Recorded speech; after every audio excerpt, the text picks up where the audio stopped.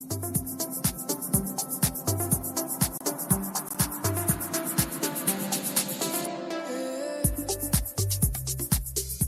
Podcast. PEN Podcast es nuestra nueva forma de promover y compartir la palabra y la literatura con más y más personas. PEN Podcast.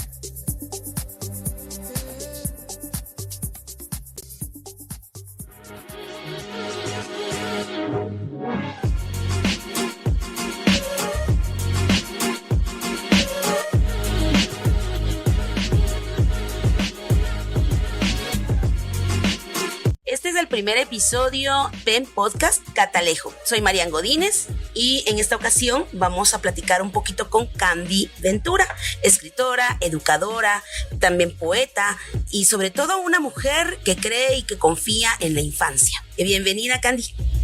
Gracias, Marian. La verdad es que sí, me hice maestra porque quería ser la adulta que muchas veces no tuve en la infancia y en la adolescencia, y no me refiero específicamente a la familia, sino a las otras mujeres que estuvieron en mi camino como las maestras, ¿no? Entonces, a mí me gusta mucho la docencia y específicamente la adolescencia como tal, poderla acompañar. Y pues gracias por el espacio. Muchas gracias, Candy. Pues fíjate que en este vaivén de lecturas me topé con un artículo muy interesante por su título, porque se llama Seño, esto no es bailar, adultocentrismo y la danza. Fue escrito por Noelia Casella y precisamente ahí escuché un término que en alguna ocasión te escuché nombrar también, el adultocentrismo o adultismo, como algunos también utilizan el término indiscriminadamente. Entonces vamos a leer la cita que nos trae a esta conversación. El adultocentrismo reúne muchas desigualdades de distintos tipos. Existe una intersección de opresiones que tienen como eje la distancia generacional, pero que incluye también saberes, prácticas de exclusión y normas. Esto, según algunos autores, silencio que estamos hablando los grandes, es una frase que hemos escuchado reiteradas veces en nuestras infancias y al día de hoy muchas personas adultas la siguen diciendo a sus hijos e hijas. ¿Qué implica esta expresión? Que la palabra de los niños y las niñas no tiene relevancia en una conversación. En este marco, las personas adultas son quienes saben qué necesitan, qué quieren decir, cuáles son sus deseos y así decidir en muchos aspectos de sus vidas. Esto según el artículo Seño, esto no es bailar, adultocentrismo y la danza de Noelia Casella. Ahora, Candy, yo, como te digo, ya había escuchado este término en alguno de tus posts de algo que tú también habías hablado y quisiera preguntarte qué opinas acerca de este tema y sobre todo de esta frase. Súper. Fíjate que yo no me recuerdo hace cuánto descubrí el término adultocentrista. Yo creo que yo llevo 13 años siendo docente y creo yo que lo escuché como 2 años después de haber empezado con ser docente. A mí me pasó porque yo en la adolescencia fui una estudiante básica normal en la que siempre está como en contra de las cosas que se están dando en el país, pero siempre sentí de la voz de los adultos que menospreciaban mis opiniones por mi edad. Entonces, cuando yo me convertí en adulta y ya fui adulta, ya tuve como la posición de poder tener una voz y un voto, porque ya era una adulta, me di cuenta de lo injusto que había sido para mi niña de 15, 16 años. Entonces, ahí dije yo, sí, pues, esto no es justo para los adolescentes. Entonces, también vino a mí este dicho de los niños o los adolescentes son el futuro del país. Una cuestión que yo la vi como... Tiene razón en su momento cuando yo era como más pequeña, pero poco a poco fui dándome cuenta lo injusto que era, porque entonces había que ser adultos para poder hacer algo por el país. Y yo sabía desde un inicio, desde que yo era muy pequeña, que nosotras como adolescentes, tanto mujeres y hombres, teníamos mucho que decir, y si no nos negaran esa oportunidad de hablar en espacios un poco más formales, estoy segura que tuviéramos un mundo mejor, porque a mí en la adolescencia se me ocurrían cosas más maravillosas que ahorita que soy adulta, ¿no? Entonces, basándome en eso, yo empecé como incluso a meter dentro de mis clases les ponía textos a las chicas y chicos sobre el adultocentrismo para que ellos fueran viendo qué era, ¿verdad? Es un arma de doble filo cuando se lo enseñas a un adolescente, pero yo siempre lo trataba de enfocar en que cuando ellos fueran adultos se recordaran de cómo estaban sintiéndose en ese momento de adolescentes para que no lo volvieran a replicar. Así que no sé cuántas generaciones he tenido en las manos y poderles enseñar la palabra o la cuestión tan violenta que casi nadie habla sobre el adultocentrismo, porque no tenemos necesidad de ser adultos para poder tener unas ideas y que seamos reconocidos como sujetos de derecho y de todo lo demás. Entonces, a mí esta frase que tú me dices, la cita, precisamente también, aparte de esta arista que te acabo de decir, tiene otra arista, y es que las y los adultos nos sentimos intocables, porque como ya tenemos experiencia, como nosotros nos creemos más siendo maestros, nos creemos más que nuestros estudiantes, decimos, no, ¿verdad? Ay, perdón la expresión, pero patojo chorreado, ¿y qué vas a ver? Si, mira, hay expresiones tan ofensivas como ni el calzón se sabe lavar, hasta expresiones donde ¿qué vas a ver, va, si no sabe nada de la vida?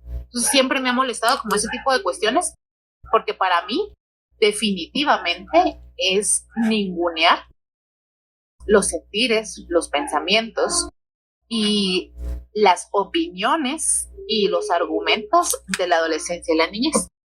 Entonces, si como adulto no te gustaría que te ningunearan lo que tú pienses y sientes, ¿por qué le vas a hacer eso a una persona más pequeña que tú? Ese es como básicamente lo que yo pienso en torno a lo que tú leías y en torno a lo que yo he estado como a rasgos generales, lo que yo he estado construyendo en mí misma a partir de ser docente, de acompañar a la adolescencia y también que esa adolescencia acompaña a la niñez. Porque un par de veces, fíjate, que una de mis estudiantes, la Titi, me dijo un día, Candy, fíjate que este tema que me diste me sirvió un montón porque yo le decía a mi hermano pequeño, ay, pero si las multiplicaciones son bien fáciles, ¿por qué eso es tan bruto? Y evidentemente ella cuando le di el tema me dijo, Candy, cuando tú me diste el tema del adultocentrismo, yo dije, qué mala hermana estoy siendo, porque yo que estoy en tercero básico y mi hermanito que está en cuarto primaria, evidentemente, aunque yo no sea adulta, estoy inculcando en él o violentando en él un adultocentrismo como tal. O sea, no hay necesidad de ser adultos para ningunear lo que los pequeños están experimentando. Me encanta esto que decís de no hay necesidad de ser adultos para que nos imiten las cosas que equivocadamente los adultos vamos perpetuando estos ciclos de violencia. Pues sí, invalidar a alguien, apagar su voz, hablar sobre, pues con falacias, basándonos en que un argumento no es válido simple y sencillamente porque no tiene la experiencia o por el simple hecho de ser adulto automáticamente tengo la validación para poder anular a otros por su edad, por su género, aunque en este caso pues es específicamente con los jóvenes y los jóvenes, como bien dices, replican este ciclo con los niños. Es muy importante también caer en cuenta el adultocentrismo no es solamente una mala práctica porque no tiene ninguna consecuencia, sino que creo que de verdad el adultocentrismo también lo practican las instituciones del Estado. Dentro de las mismas instituciones del Estado hay una jerarquía que ningunean a las organizaciones civiles, concibiendo a esto a las organizaciones civiles como los niños y las organizaciones del Estado como la autoridad máxima. Como educadora y en el seno de las familias, sean como sean que estén constituidas estas, ¿de qué manera podemos hacer ejercicios que puedan romper estos ciclos de violencia? A ver, fíjate que precisamente con lo que tú me dices ahorita, hay una cuestión bastante clara para mí.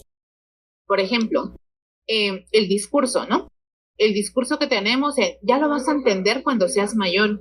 Escucharnos ese tipo de palabras que al final se convierten en actitudes entre nosotros, cambiar el lenguaje. Yo siento que es lo primero que tenemos que hacer con el que te dirigís a las infancias o a la adolescencia, es puntual, es muy bueno. Pero ahorita que tú me decías eso, me recordé de algo. Hay muchas personas que se dedican a la docencia y todo el tiempo están diciendo, ay no, es que las generaciones de este momento son una porquería.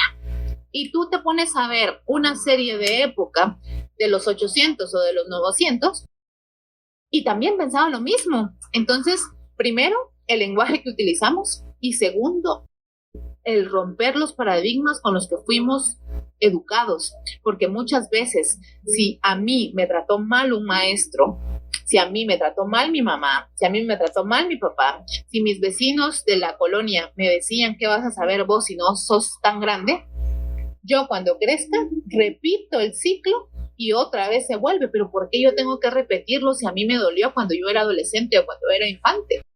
¿Por qué repetirlo? Yo creo que es importante, tal vez no sea una estrategia como tal, solo cambiar el lenguaje en este momento se me viene a la mente, pero ante todo, Marian, es romper lo que nosotras pensamos que estaba bien o como nos fuimos educadas. Es decir, no decir, no, es que a mí mi papá me hizo tal cosa, no, a mí el maestro me hizo. ¿Para qué lo voy a repetir? Es más, si tuve un maestro, una maestra buena que me respetó, que respetó mis ideas, que me impulsó, bueno, no repetir lo que ella hizo, sino hacer un poquito más, no ser mejor que la generación anterior, porque también esas cuestiones son como de superioridad, pero por lo menos hacer las cosas diferentes en donde entendas que la dignidad humana es lo principal que podemos hacer, porque al final de cuentas, esto que estamos hablando ahorita solamente se va en la cuestión normal de comunicación. Pero ¿qué pasa con las violencias que se dan? Con las violencias dentro del hogar, dentro de la escuela, pero en el hecho de decir, de golpear a los hijos, ¿no? De darles un par de nalgadas para que aprendan. Pero yo no le voy a dar un par de nalgadas a mi compañera de trabajo porque no aprende. ¿Por qué? Porque es malo. Entonces, ¿por qué? Si mi compañera que tiene 30 años no le voy a dar un par de nalgadas porque hizo algo malo, no la voy a golpear, no la voy a castigar porque hizo algo malo, ¿por qué voy a hacerlo con una persona pequeña si tiene los mismos derechos que una persona mayor? Lo que pasa es que nos creemos superiores por la experiencia que supuestamente tenemos, pero que al final la seguimos regando todo el tiempo, y ninguneamos de esa manera a los adolescentes y a las infancias como tal. Mira qué bonito esto que también sigo leyendo en este mismo artículo. Y es una frase muy corta y dice: poder crear con niños y niñas requiere que las personas adultas estemos dispuestas y abiertas a explorar. Esto de la exploración también cabe en el reconocimiento del error. También despojarnos de esa batuta, que muchas veces esos recursos del adultocentrismo al final son como el as bajo la manga cuando se nos acaban los argumentos. Porque soy adulto y por eso te lo digo, porque yo ya sé más que tú, porque esas son las típicas frases que hacen que esto se siga perpetuando. Y entonces muchas personas dicen, no, eso no existe. Sí existen, y estoy segura que muchas personas que van a escuchar este podcast dicen, ouch, yo también lo he hecho.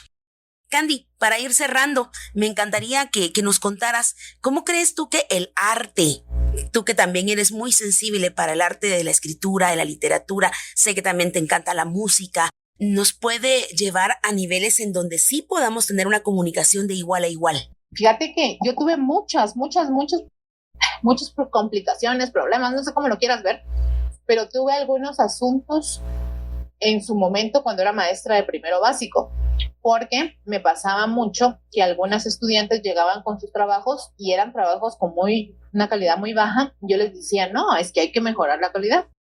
Y lo que pasaba era que todas sus maestras de primaria les decían, oh, qué lindo, qué maravilloso te quedó. Y entonces el adultocentrismo no solamente es ningunear las opiniones de los pequeños, sino también decirles, porque son más pequeños y pobrecitos no van a entender, ay sí, qué bonito te quedó, pero no, es decirles realmente lo que estás viendo y cómo puede mejorarlo. En el hecho de decirles qué bonito lo que hiciste para que se sientan bien, también los estás limitando un poco porque estás subestimando sus capacidades, ¿no? Sí, porque al final esa validación es una conversación, no es solamente pues alabar o decir amén a lo que el niño diga o plantee. Exactamente, exacto. Entonces, mira, con lo del arte, a mí me parece muy importante el hecho de, yo tengo, como tú bien me decías, tengo un ojo bastante bonito, la verdad. Sí, tal vez es una cuestión de ego mía, pero tengo una cuestión bastante bonita con mis estudiantes, que yo leo sus escritos y digo, aquí hay potencial. Y le digo, mira, ¿por qué no escribís más? ¿Por qué no haces esto? ¿Por qué no te metes a tal cosa? Entonces, en ese sentido, me he encontrado con varios estudiantes que yo digo, es un honor que yo, siendo la adulta que soy, pueda tenerte en mi clase y tú como estudiante y yo como maestra. Esa persona que está haciendo arte, ya sea visual, escrito, lo que sea, esa persona, independientemente de su edad, yo no le voy a enseñar nada, sino que solo puedo contribuir a su crecimiento. Y puede contribuir esa persona a mi crecimiento, siendo yo una persona ya de 40, 50, 60, 70 años, ¿no? Entonces yo creo que es importante que como adultos no creamos que sepamos más que las y los artistas que estamos viendo más jóvenes que nosotras, sino que nos acompañemos, que digamos, mira, me encontré esto y esto tal vez te puede funcionar, y no necesariamente desde un sentido paternalista que es terrible y horroroso. Muchas gracias, Candy. Yo creo que precisamente a esa conclusión había esperado llegar y sabía que esta conversación iba a ser nutrida no solamente por tu experiencia, sino que también por todas esas propuestas que nos nacen en esa cabeza que sueña con un mundo mejor construido, con mejores relaciones humanas. Muchas gracias, Candy. Gracias por estar en el primer episodio de Pen Podcast. Catalejo, y muchas gracias a quienes llegaron hasta acá. Por favor, recomienden nuestro episodio y nos vemos dentro de un mes para el episodio 2. Muchas gracias. Chao, Candy. Un abrazo.